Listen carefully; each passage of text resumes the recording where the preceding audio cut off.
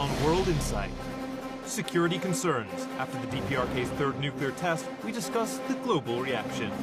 Civil strife. More than a month on from France's intervention in Mali, we take an in-depth look at the conflict so far.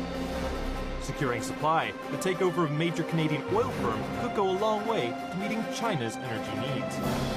And Sea of Humanity. Millions of adherents descend on northern India for Mahakumbh, the world's largest human gathering.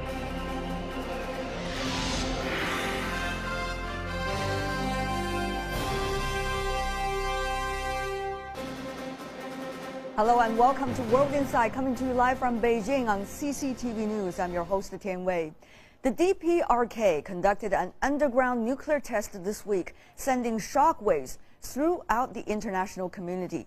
The move follows hot on the heels of a controversial rocket launch back in December. While Pyongyang has been widely condemned for its actions, many wonder whether more sanctions will really have any influence on DPRK policy. An earth-shaking development.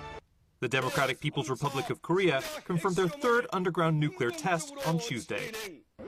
The news was met with jubilation on the streets of Pyongyang.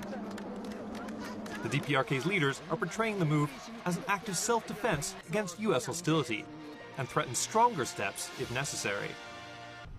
But the United Nations Security Council quickly condemned the DPRK and began moves to impose a fourth round of sanctions against Pyongyang. UN Secretary General Ban Ki-moon even described the test as a deplorable act that wasn't in the DPRK's best interests. The test is a clear and grave violation of the relevant resolutions of the Security Council. The authorities in Pyongyang should not be under any illusion that nuclear weapons will enhance their security. To the contrary, as Pyongyang pursues nuclear weapons, it will suffer only greater insecurity and isolation. Elsewhere, the U.S., South Korea and Japan sought to coordinate their response. U.S. President Barack Obama reaffirmed America's defense commitments to its East Asian allies, including the extended deterrence offered by the U.S. nuclear umbrella. As we stand by our allies, strengthen our own missile defense, and lead the world in taking firm action in response to these threats. Meanwhile, China firmly opposed the latest nuclear test, but called for a calm international response. The Chinese government calls on all parties to respond in a cool-headed manner and persist in resolving the issue of denuclearization of the peninsula through dialogue and consultation within the context of the six-party talks. Following on from last December's rocket launch, this nuclear test has ratcheted up regional tension to its highest point in years. The South Korean Defense Ministry showcased its new cruise missile on Thursday, capable of hitting anywhere in the DPRK with pinpoint accuracy. Meanwhile, the U.S. and South Korea are mulling preemptive measures. Sanctions have failed to change policy in Pyongyang, but diplomacy is also at an impasse, with six-party talks stalled for nearly 4 years. The international community seems to be running out of options, and hopes for a nuclear-free peninsula are fading fast. The question now is what the UN Security Council and the international community can do to persuade Pyongyang from going any further. To talk more about DPRK's nuclear test, we are joined by Professor Jim Walsh from the Massachusetts Institute of Technology. He is currently in Seoul, South Korea. And here in Beijing, we have Professor Ki-Yong Chang, Editor-in-Chief of the Fourth Media, and Professor Yang Shiyu is researcher on the DPRK studies at the China Institute of International Studies. Welcome to our program, professors. Thank you. Professor Yang, let me start with you. Given the information you know, technically speaking, how significant is this third nuclear test of DPRK, and how is it compared to the previous two, 2006 and 2009? Well, based on their success on the satellite launch, the third nuclear test increased their capability, at least the possibility of their miniaturize their nuclear warhead that can combine the new warhead into the missile. That will make the nuclear weapon as a real weapon, as a deliverable weapon. So this third test put North Korea in a very significant point that will make North Korea become a real nuclear power. But however, on the other hand, there's no confirmed information or solid information showing North Korea is completely successful in such a third test. I see. Professor Chang, even though you're from South Korea, you've been traveling to North Korea from time to time. Any new information you can bring us about whether this is more about plutonium test or uranium test, which of course the nature are totally different? The many experts say it could be highly enriched uranium HEU test rather than plutonium bomb. But we do not know at this moment for sure. I don't have any the direct, correct information, but that's what the people talk about in the region. And what does it mean if it is uranium? Meaning that the miniaturization of the nuclear warhead Professor Yang just mentioned, meaning that including the satellite, the ICBM technology, which already had been proven since last December, it will become a direct threat to United States of America, as DPRK has mentioned openly, the challenging U.S. power. When U.S. has done more than 1,000 nuclear tests, only 1 or 3 the tests by DPRK has been condemned. I don't think it's a really fair or the just the world international community to talk about situation in the DPRK or Korean Peninsula. We got your position, but another thing that is not clear, together with the technical details involving in the test, is exactly the intention of Pyongyang of doing this test at this very significant juncture of time. Professor Walsh, what do you think? One say it is about to put Pyongyang back to the center of attention of foreign policy. The others say the test is a test of its own. It is just about technical advances of Pyongyang of maintaining nuclear weapons. It's about war. What do you think? Which one of these is? Well, first of all, I think we should all be humble when we try to analyze the DPRK. Most analysts, myself included, have gotten things wrong at some point. And the reason is we just don't, it's a closed country. It's very hard to understand. I think to your question, though, my guess is there are multiple motives. They are clearly on a path where they expect to try to build a long-range missile, possibly miniaturize a warhead and put it on. So this is just another step in that road. I don't think they're going to get there right away. I think we're talking about years, not months. But clearly that's the path they seem to be on right now. But they could be doing that and also doing it for domestic reasons. You have a new young leader who's trying to consolidate himself. This certainly will help. This is something that brings status and prestige domestically. It may be a way to throw a bone to the military, to send a signal to South Korea right after its recent elections. So I think we're really talking about multiple reasons that they may be engaging in this behavior. And if I can push back a little on my South Korean colleague, you know, yes, the U.S. and the Soviet Union conducted thousands of tests, but they haven't done so in decades because they're abiding by the Comprehensive Test Ban Treaty. North Korea is the only country in the world that is testing nuclear weapons or has tested nuclear weapons for quite some time and is doing so in direct defiance of the UN Security Council. Professor Chang, I think there is a little criticism under the non-stop, almost 70-year-long continued threats from the United States, including nuclear first strike against non-nuclear power. Professor Walsh, if you are the leader of the DPRK, how would you do to protect your own nation from this, the unilateral military threat for almost 60, 70 years? So it's for the DPRK people, for them, it's the just act to protect themselves. Okay. It's for their own national survival. How come they just sit and being bombed by like Libya or Iraq or any other country around the world? Okay, Professor Walsh, very briefly, we'll go to other questions. Yeah, first of all, it's not the U.S. that's condemning North Korea, it's China. that's condemning North Korea, and all the members of the UN Security Council. So this isn't about the United States. It is about the U.S. and DPRK, not about the China. I agree that, if I can finish, please. If I can, please let me finish. I personally don't think that nuclear weapons enhance North Korean security. I agree with Ban Ki-moon that they're going to reduce North Korean security and the security of other countries in the region, in Japan, in South Korea, and even in China. All right, so, let's talk. It's not. This isn't. U.S. has refused to sign the peace treaty. That's the major issue. All right, gentlemen, we have to move on to other points, which is very important. Now the nuclear test already happened. What's next? Is the UN Security Council going to do anything that is similar to what it used to do? Professor Yang, your input here. Any new sanctions against DPRK on the horizon? Will it have its impact? Well, it's highly possible for UNSC that new actions will be taken by the UNSC meeting. It is underway right now. Just like the press statement indicated that. Obviously, the third nuclear test triggered worldwide opposition, including China. China opposed North Korea any efforts towards nuclearization.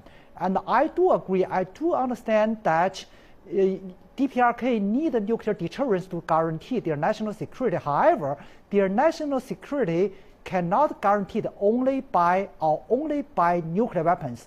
There's other way. There are other ways like to guarantee the multilateral negotiation to set up. Just I drafted the 919 joint statement in which all the parties, including DPRK, agreed to negotiate for a permanent peace regime for every party, including DPRK. So that's a much better way to guarantee everyone's national security rather than by nuclearization.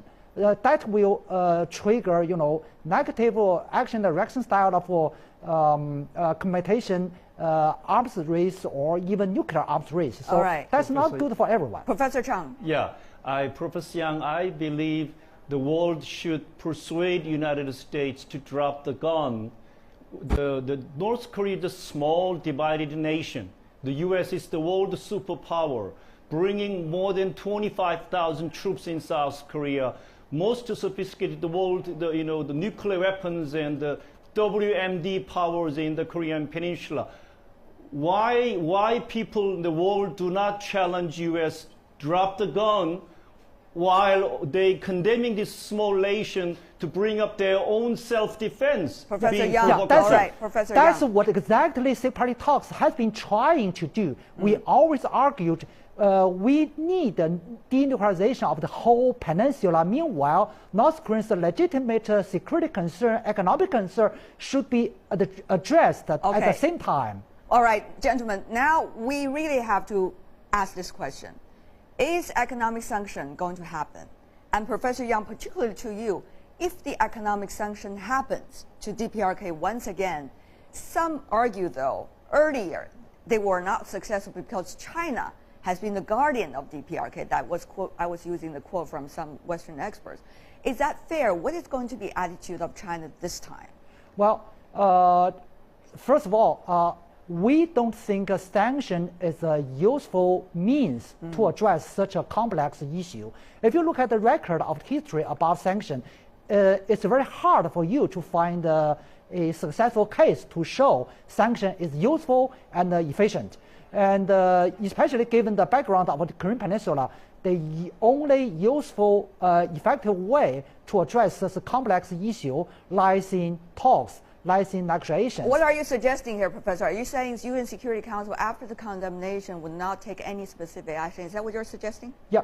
I think the UNSC new resolution should contain a balanced contents. On one hand, we need to express international community's opposition about the third nuclear test. On the other hand, all the diplomatic efforts to leave a door for the further negotiations among related parties. Professor Walsh, economic sanctions or not, is it going to be acceptable for the Obama administration one day before Mr. Obama delivered his State of the Union address that nuclear test happened?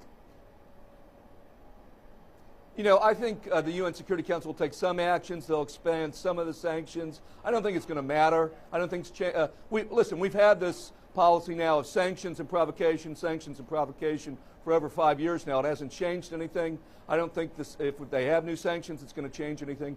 They're not. China's not going to allow North Korea to be squeezed so hard that it breaks, because it doesn't want to have a mess on its border. So we're never going to have sanctions that push North Korea to the brink, and frankly, that's a good thing. I don't think we should. But my concern is that and I'm in favor of diplomacy. I'm in favor of the six-party talks, and I'm in favor of a peace treaty.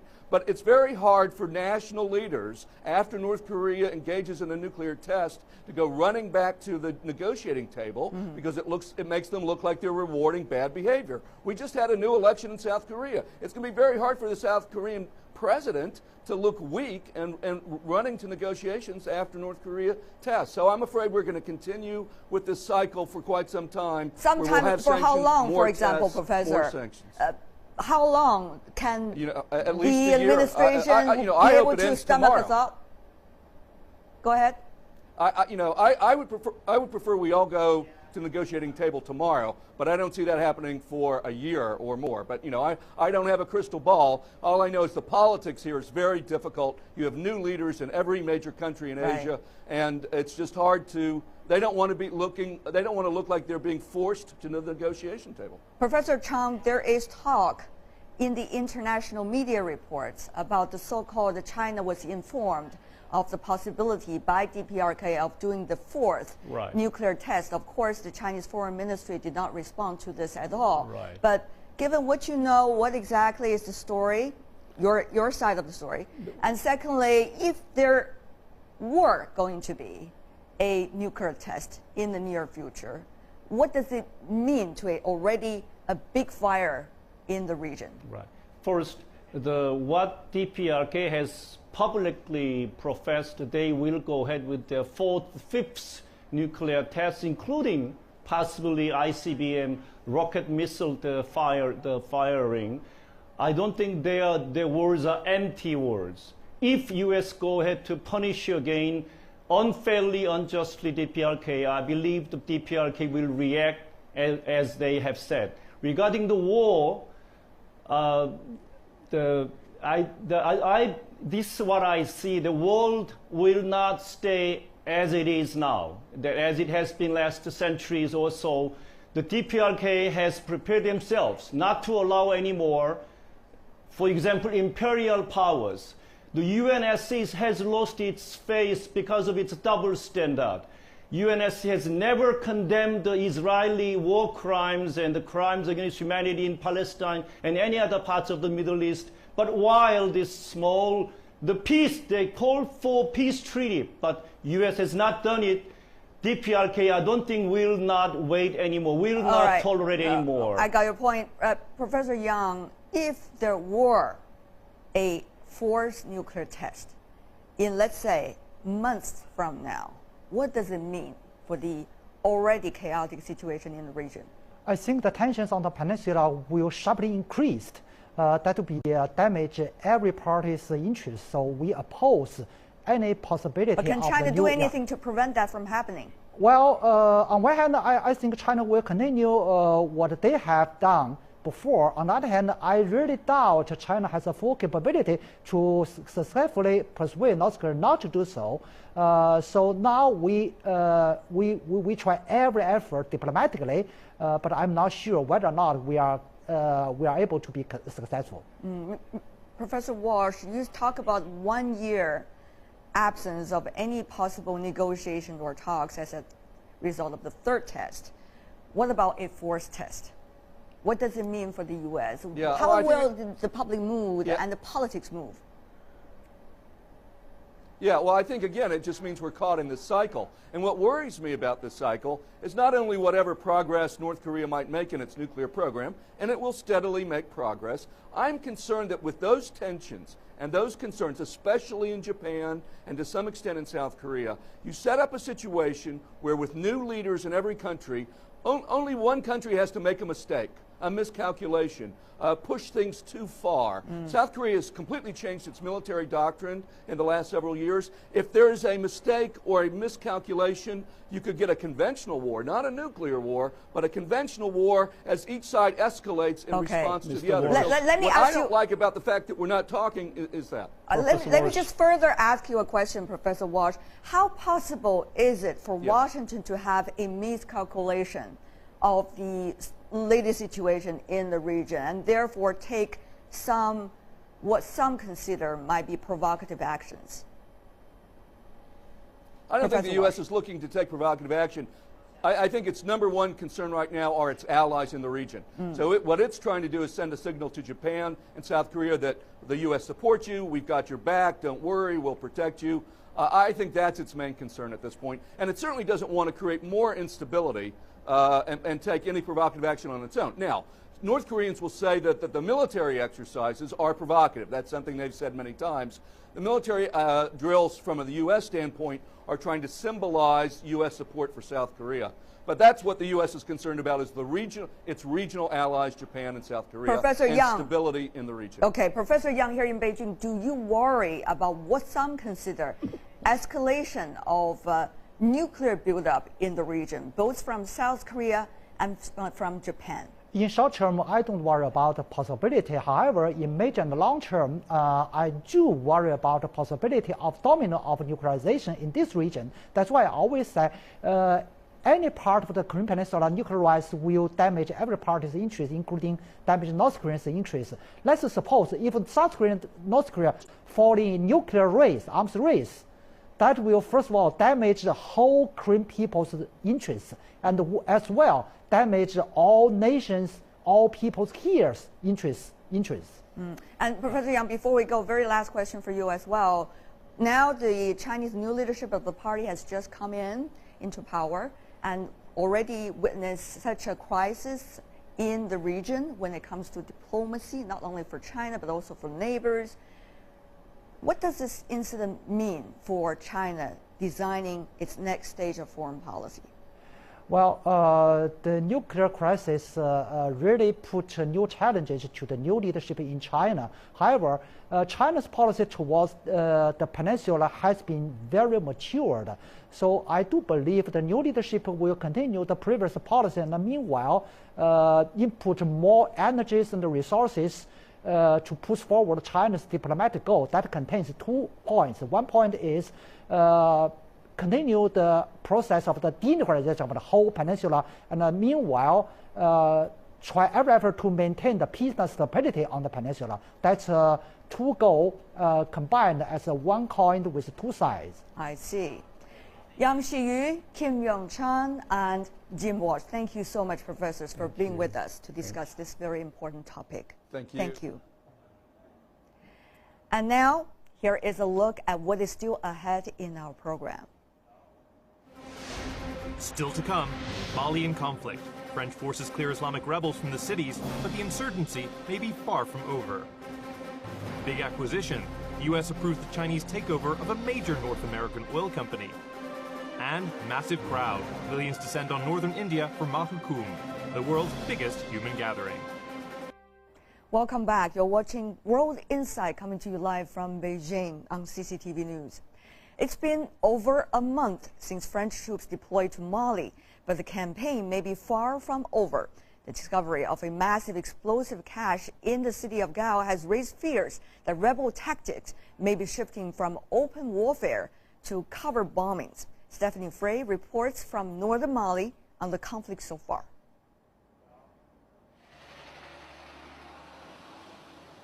French troops.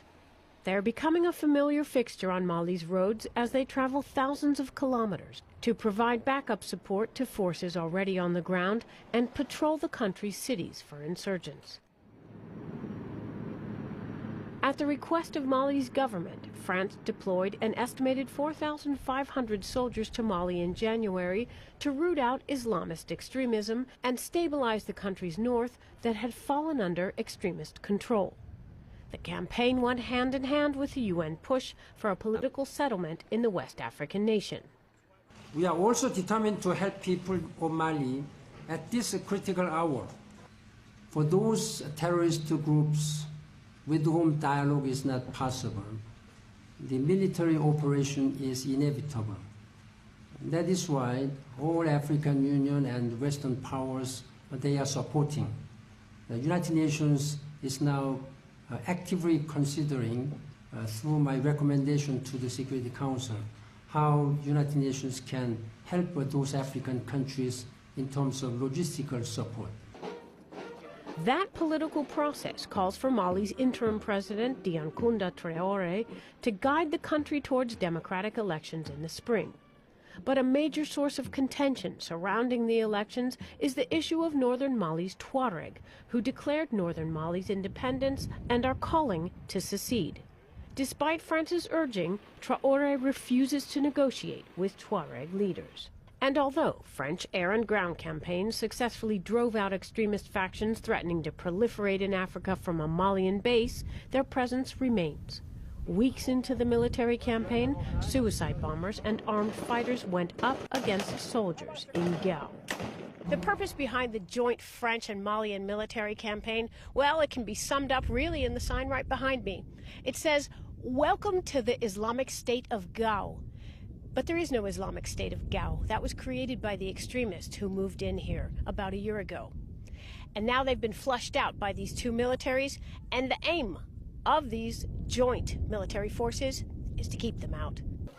While controlling key northern cities, extremists implemented harsh laws intended to push the population towards strict observance of Islam.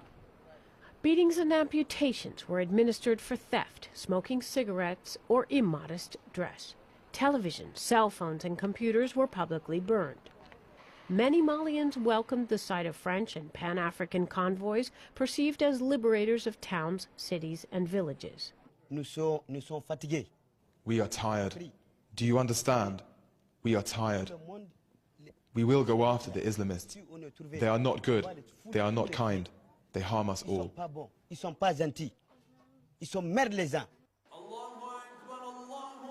But others in the 90% Muslim country are not opposed to Islamic law, but rather the means of implementation. What you're saying is, Sharia would have been okay, but they needed to explain to the people.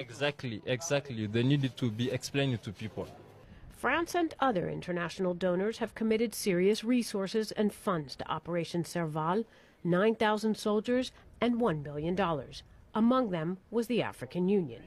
We have decided to contribute funds for the African-led international support mission in Mali. The pledging conference on Mali will be a very good opportunity to mobilize the necessary resource for AFSIMA and the Malian Defense and Security Forces. Pan-African troops are in the process of taking up positions inside the country ahead of a planned French exit in the spring. But leaving may be more difficult than predicted. While French President François Hollande was visiting Mali in what was described as a whirlwind tour marking the victorious military sweep, al-Qaeda-linked extremists in hiding were planning their moves. Suicide bombers and armed militants struck in the heart of newly liberated Gao and planted IEDs, or improvised explosive devices, on main thoroughfares. Jubilation was replaced by trepidation and fear among Mali's residents, and a long list of questions plagues the population. Will a Pan-African or UN presence be able to safeguard the country's citizens when the heavily armed French leave? Will Tuareg tribes gain independence or even a political voice? And if the Islamists are hiding out, how heavily armed are they? And could they terrorize Malians via insurgency campaigns for years to come? France's military achieved swift victory here, liberating northern Mali's cities and keeping extremism from spreading south.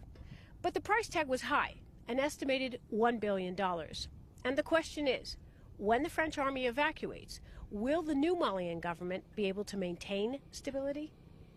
This is Stephanie Fried for CCTV on the banks of the Niger River in northern Mali. When we come back, a major energy deal for China when it gets approval from U.S. authorities. But first, here's a look at some of the other stories that made the news over the past 7 days.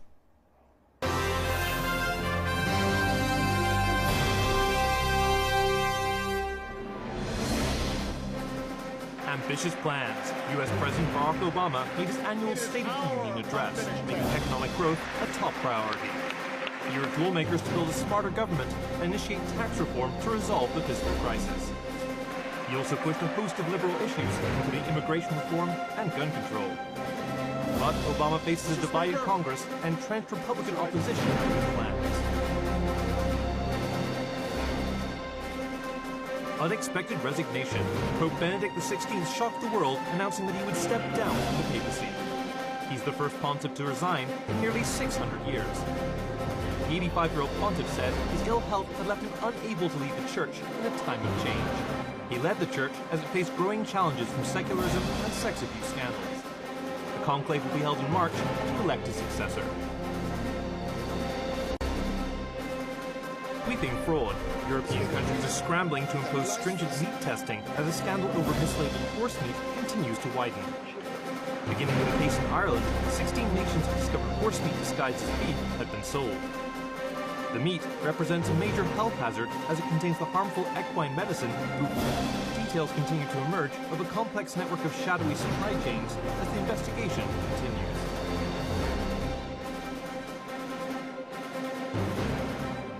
Rain of fire. A meteorite exploded over Russia's industrial heartland, causing shockwaves that injured over 1,200 people. The 10-ton rock released several kilotons of energy, one of the biggest meteorite explosions since 1908. The incident is believed to have caused more than $30 million in damage. Because of their small size, meteorites are difficult to detect before they hit the Earth. And Bloody Valentine. South African Paralympian star Oscar Pistorius has been arrested over the fatal shooting of his girlfriend. Pistorius reportedly mistook Reva Steenkamp for a burglar and shot her with a 9mm pistol. The woman has been confirmed dead, and the case is being treated as a murder investigation. The 26-year-old gold medalist, hailed as a national hero in South Africa, may now spend the rest of his life behind bars.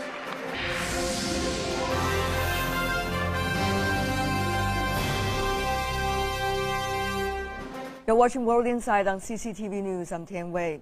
The China National Offshore Oil Corporation, or CNOOC, has won approval from U.S. regulators for the $15.1 billion takeover of Canadian energy producer Nexen. The deal was months in the making, and the approval by the U.S. Committee on Foreign Investment has cleared the last hurdle to China's largest ever foreign takeover. Energy deal, one of the biggest in history and one of China's largest ever overseas investments. China's largest offshore oil producer, CNOOC, has cleared the final hurdle in its acquisition of Canadian energy producer Nexen.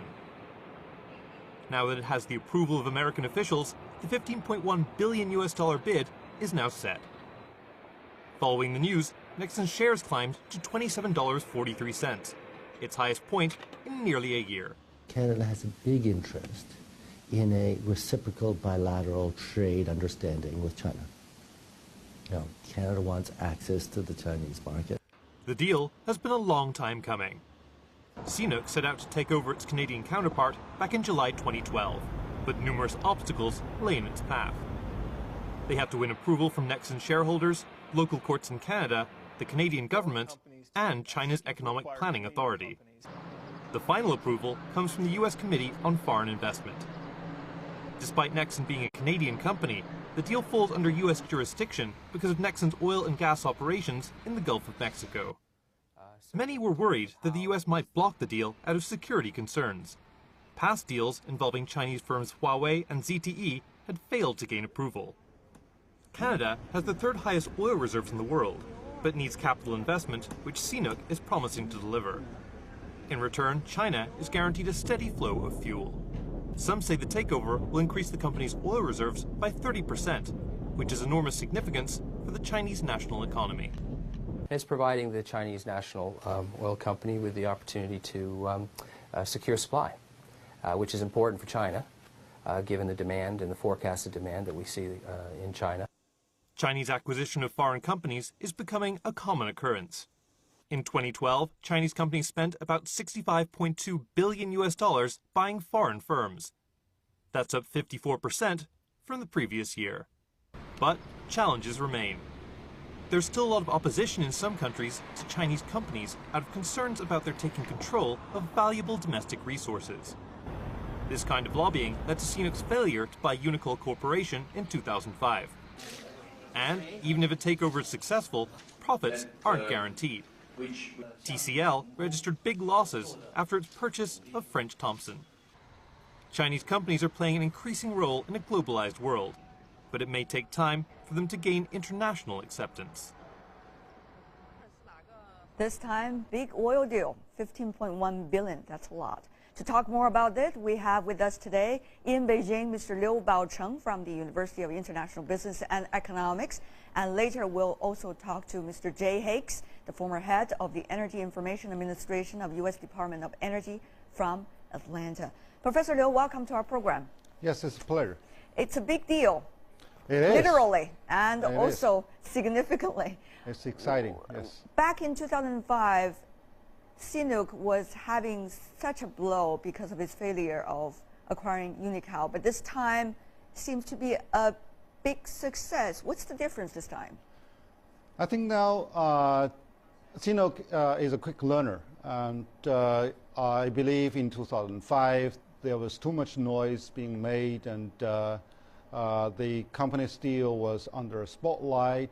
And now the new management of CNOOC has learned the lesson, and they manage more prudently and play more low-key.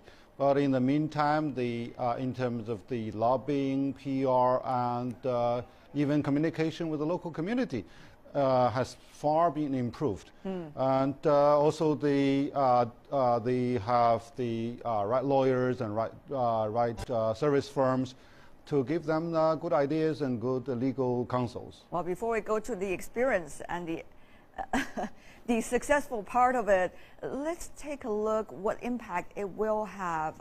How significant really it is going to be? Is it going to be a confidence booster for Chinese companies, which has been blown quite a few times over the past year when it comes to foreign takeover, particularly in North America? Or rather, it's going to remain the same situation for other companies? I think it's quite a motivating factor for all Chinese companies now with such a big success.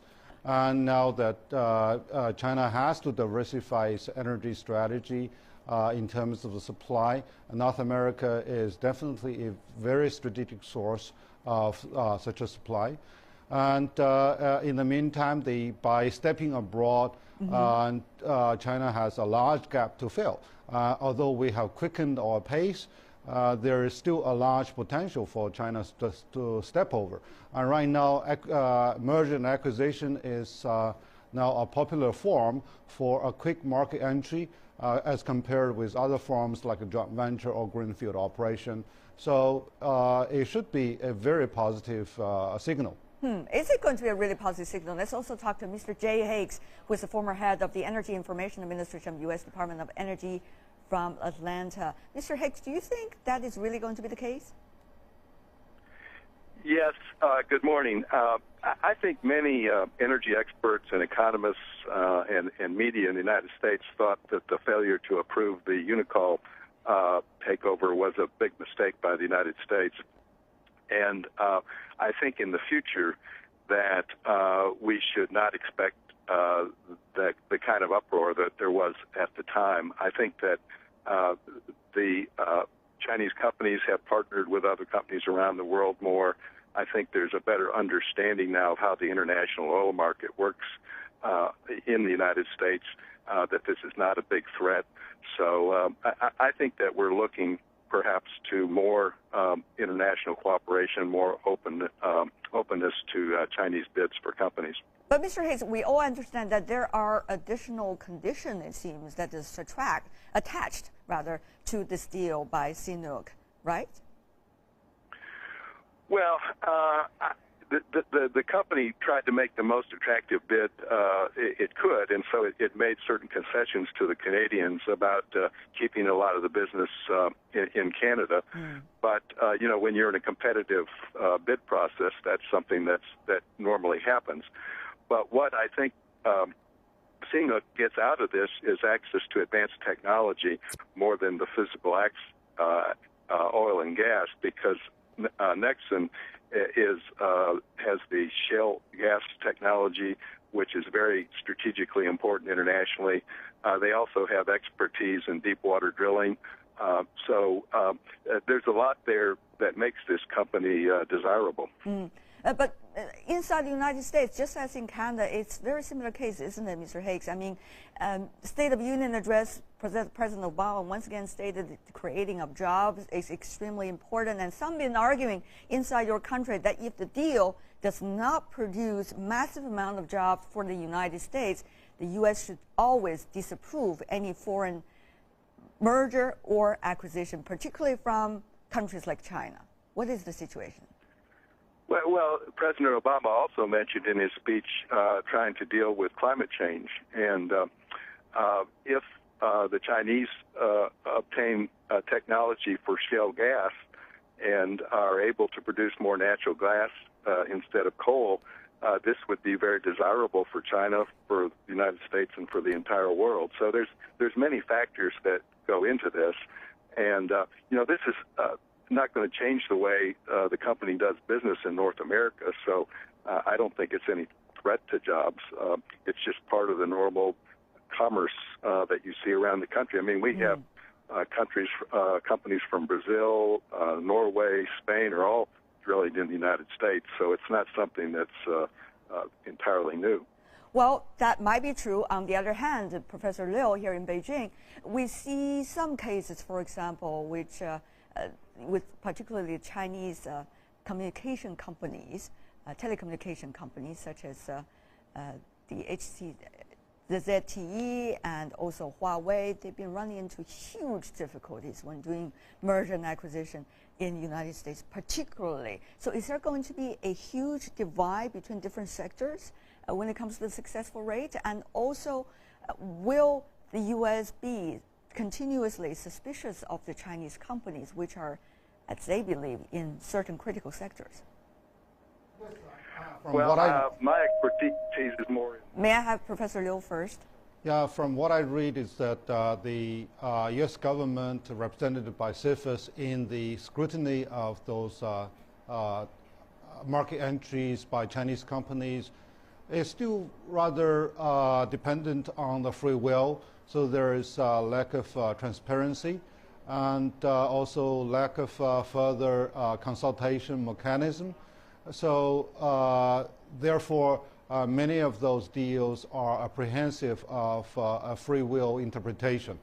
And from the U.S. side, well, I mentioned about the learning process for CNOOC as compared with Unico, but also I think the CFIUS is also they're engaged in a learning process that they need to see the overall picture and the overall need of the domestic market in terms of job opportunity and commercial transaction. Right. But in the meantime, they also need to respect the changes in the global landscape in terms of competition. Okay, Mr. Hicks, you want to respond to that? Yeah, I mean, under U.S. laws, there are some kinds of technology that we do not want to share, and that may pertain to some of the telecommunications areas. That's not my expertise. But in energy, I think there is a willingness to share technology and many other sectors as well. So it may vary by sector. But in the energy area, I would see much lower barriers for entry in obtaining American companies.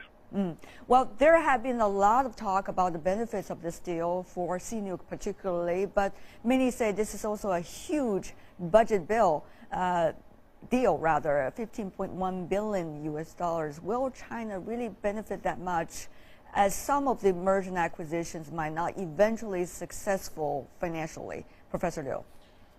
I think right now it is safer to have the real estate or the energy, etc., rather than playing in the virtual market like the stock exchange.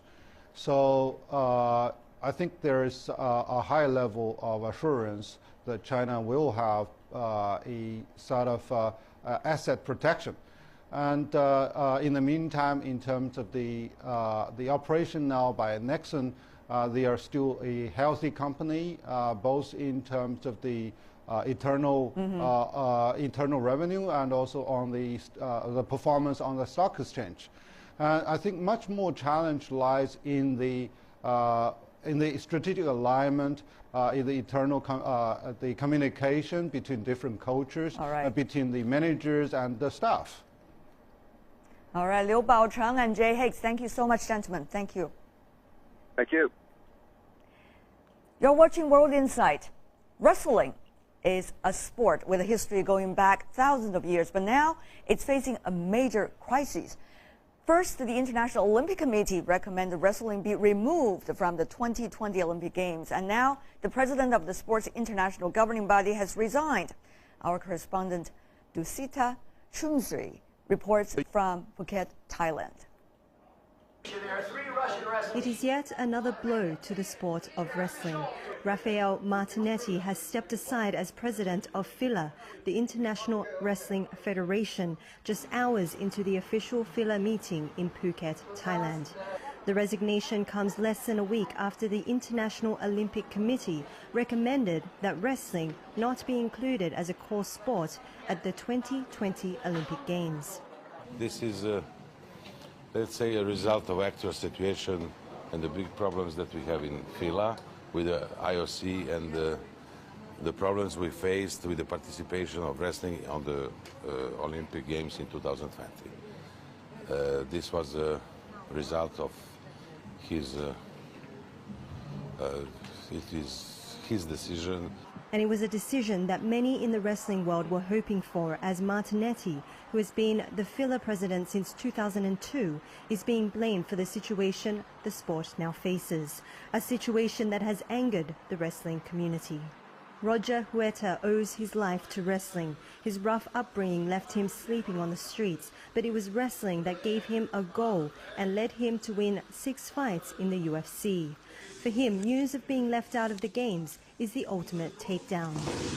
It was shocking. I couldn't believe that was even, how could you even exclude wrestling from an Olympic sport? You know, how could you exclude wrestling from a sport in general? Wrestling has always been part of the Olympics. It was part of the original ancient games in 1896. But the very quality that makes wrestling's expulsion so shocking may now work against it.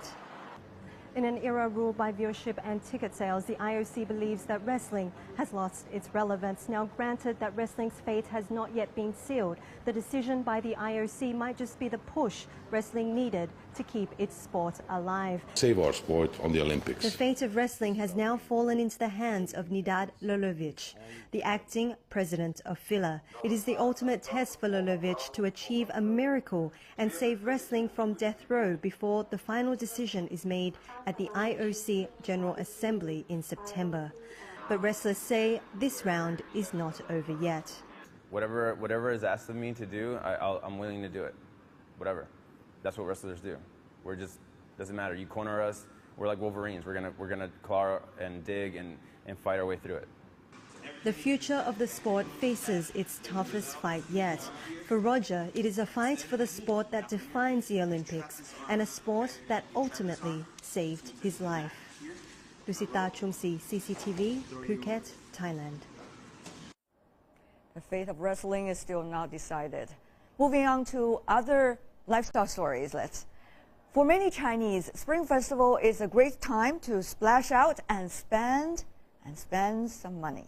Luxury goods made by European brands have been the desired choice for many Chinese who have a generous disposable income.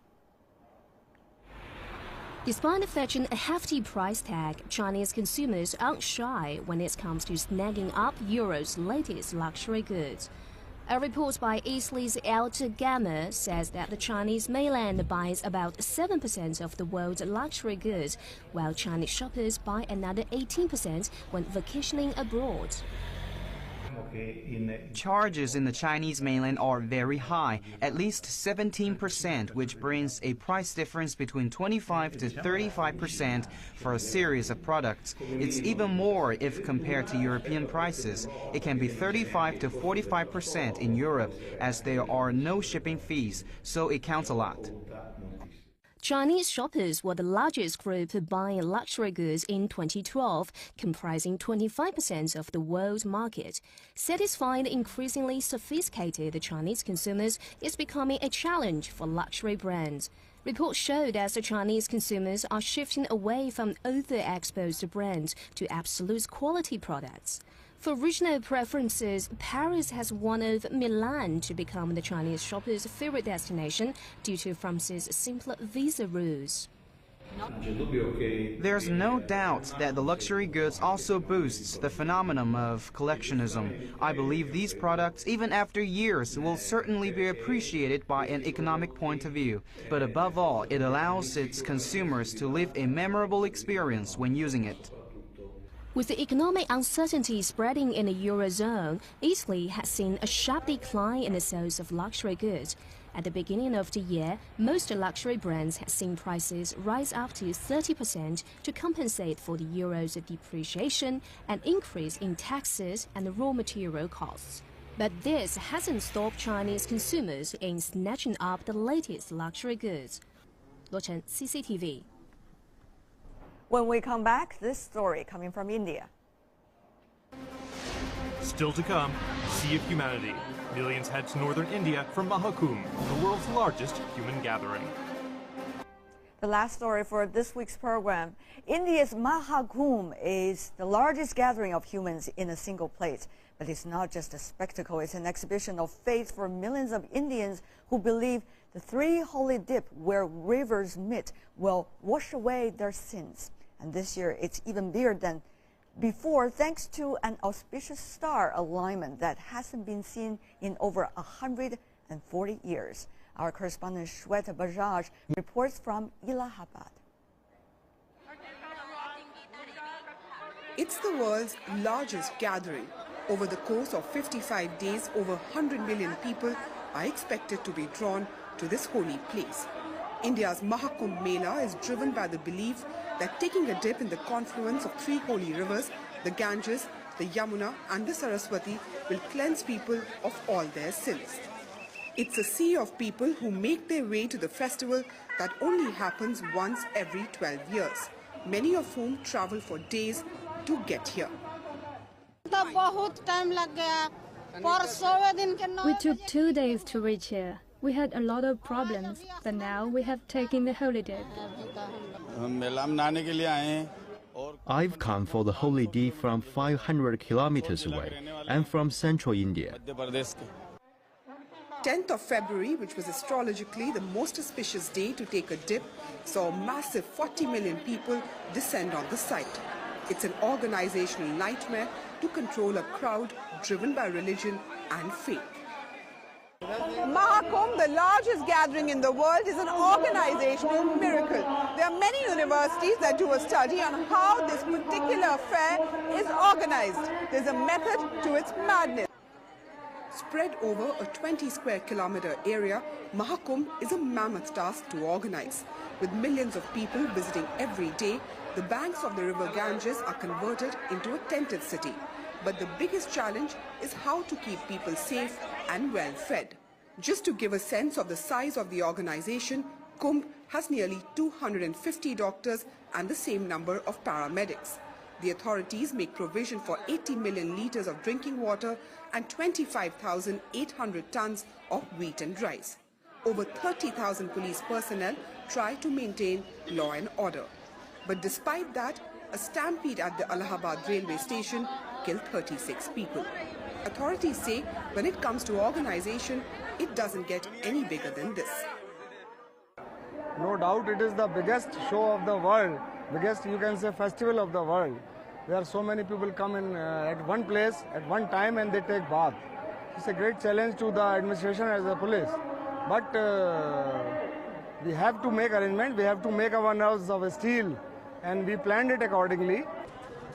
Many pilgrims camp on site, and the challenge becomes finding space for them all and keeping them warm. Temperatures in Allahabad drop drastically at night. The food is sold at prices well below market rates. The crack of the dawn sees frantic activity, and the highlight are the akharas, or group of holy men who come for the dip in huge processions. Some, known as Naga Sadhus, are led by ash-smeared men. There is another side to the Mahakumbh Mela. Foreign tourists throng to Allahabad, and this means big business. Hotels and resorts cater to them by providing luxury tents and amenities, giving a massive boost to the region's tourism revenues. I think it's something that it's once in a lifetime. It's something that you can never see anywhere else in the world, I think. I've been in many places, but never seen so many people. I think I never see something like this, and in the future also I will never see something like this. It's for me. I feel in the high. It's a sea of people at the world's largest gathering. With millions of people jostling for space, getting lost is not uncommon. Missing people announcements blare through the loudspeakers through the day. On big bathing days, over 10,000 people are lost and found. The task is huge and has over 17 police posts dedicated to it. This is the biggest Mahakumbh ever. The last one like this happened 147 years ago. That's what astrologers tell us. That's the reason this festival has got unprecedented crowds. I have worked in many fairs, but these kinds of crowds I have never seen. Millions of Indians have come here, and the main reason is faith. The majority are the poor who believe that dipping in the holy waters will give them a better life by absolving them of all sins. It's an exhibition of faith, but also a sign of hope for a better future. For World Insight, Shweta Bajaj in Allahabad, India. Policy. The others say the test is a test of its own. It is just about technical advances of Pyongyang of maintaining nuclear weapons. It's about war. What do you think, which one of these is? Well, first of all, I think we should all be humble when we try to analyze the DPRK. Most analysts, myself included, have gotten things wrong at some point. And the reason is we just don't, it's a closed country. It's very hard to understand. I think to your question, though, my guess is there are multiple motives. They are clearly on a path where they expect to try to build a long-range missile, possibly miniaturize a warhead and put it on. So this is just another step in that road. I don't think they're going to get there right away. I think we're talking about years, not months. But clearly that's the path they seem to be on right now. But they could be doing that and also doing it for domestic reasons. You have a new young leader who's trying to consolidate himself. This is certainly will help. This is something that brings status and prestige domestically. It may be a way to throw a bone to the military, to send a signal to South Korea right after its recent elections. So I think we're really talking about multiple reasons that they may be engaging in this behavior. And if I can push back a little on my South Korean colleague, you know, yes, the U.S. and the Soviet Union conducted thousands of tests, but they haven't done so in decades because they're abiding by the Comprehensive Test Ban Treaty. North Korea is the only country in the world that is testing nuclear weapons or has tested nuclear weapons for quite some time and is doing so in direct defiance of the UN Security Council. Professor Chang, I think there is a little criticism. Under the non-stop, almost 70-year-long continued threats from the United States, including nuclear first. Completely successful in such a sort of test. I see. Professor Chang, even though you're from South Korea, you've been traveling to North Korea from time to time. Any new information you can bring us about whether this is more about plutonium test or uranium test, which of course the nature are totally different? The many experts say it could be highly enriched uranium HEU test rather than plutonium bomb. But we do not know at this moment for sure. I don't have any the direct, correct information, but that's what the people talk about in the region. And what does it mean if it is uranium? Meaning that the miniaturization of the nuclear warhead Professor Yang just mentioned, meaning that including the satellite, the ICBM technology, which already had been proven since last December, it will become a direct threat to United States of America, as DPRK has mentioned openly, the challenging U.S. power. When U.S. has done more than 1,000 nuclear tests, only 1 or 3 the tests by DPRK has been condemned. I don't think it's a really fair or the world international community to talk about situation in the DPRK or Korean Peninsula. We got your position, but another thing that is not clear, together with the technical details involving in the test, is exactly the intention of Pyongyang of doing this test at this very significant juncture of time. Professor Walsh, what do you think? One say it is about to put Pyongyang back to the center of attention of foreign.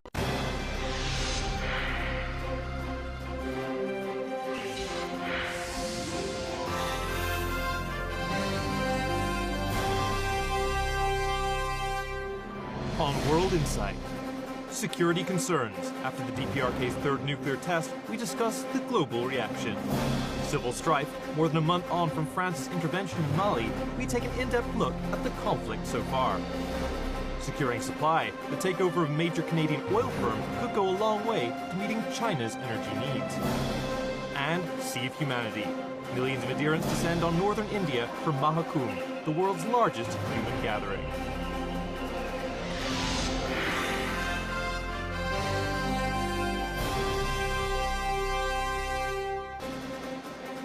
Hello and welcome to World Insight, coming to you live from Beijing on CCTV News. I'm your host, Tian Wei. The DPRK conducted an underground nuclear test this week, sending shockwaves throughout the international community.